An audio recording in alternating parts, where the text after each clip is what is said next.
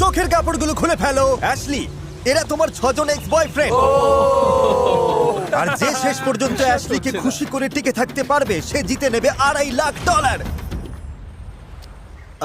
ওদের উদ্দেশ্যে তোমার কিছু বলার আছে নাকি?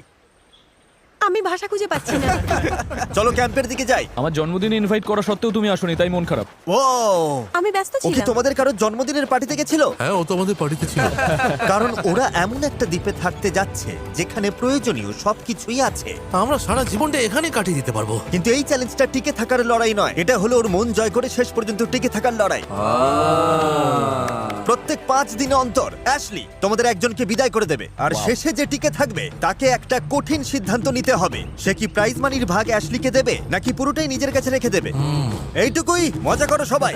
আগামী 30 দিন আমার মনে হয় না অ্যাশলিকে নিজের আঙুলটা পর্যন্ত নাড়াতে হবে, যদি না সে নিজে চায়। না, আমাদের ওর জন্য দোলনা টাঙাতে হবে, সবকিছুতেই সবার আগে থাকতে হবে। আপাতত এই ছায়ার জায়গায় বসছি। এই ছেলেরা তাহলে সব সামলে নেবে। আমি অ্যাশলি, ফ্লোরিডার ফোর্ট লডারডেলে থাকি। এখানে একটু মজা করার সুযোগ পেয়ে চলে এলাম। আমি শুধু দেখতে চাই এই সম্পর্কগুলো কোন দিকে যায়, সময়টা ভালোভাবে কাটাতে চাই। এই নিন আমার রাজকুমারী, আমার রানী। সত্যি বলতে এই ছেলেদের প্রত্যেকের সাথে আমার সম্পর্কটা আলাদা। মিচেলের সাথে একটা রোমান্টিক ব্যাপার আছে। এখানে সে খুশি? তুমি কি এখনই আমাকে ওইভাবে দেখছো? না, এত তাড়াতাড়ি? না।